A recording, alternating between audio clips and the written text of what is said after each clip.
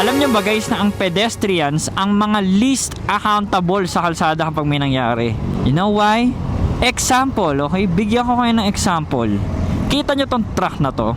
Lalagpas tayo dito sa pedestrian lane, okay? May makikita kayo. Ito, isa medyo faded pero ito dalawa. Let's say, ako yung truck. Tapos nalagpasan ko tong mga pedestrian lane na to. Tapos pagkalagpas ko sa pedestrian lane na to, gabi, mabilis takbo ko, maluwag kalsada. May biglang tumakbo, may biglang tumawid. Sino ang liable? Driver pa din ng truck.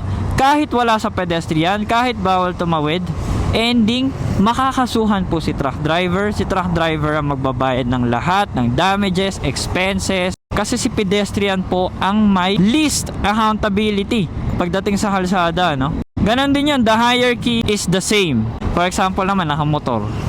Teka mots ang nakamotor. Nabangga ng truck, nagulungan, patay.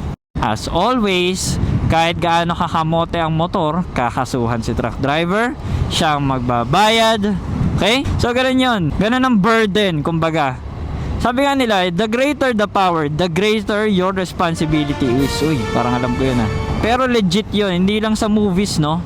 Pati sa totoong buhay, you know.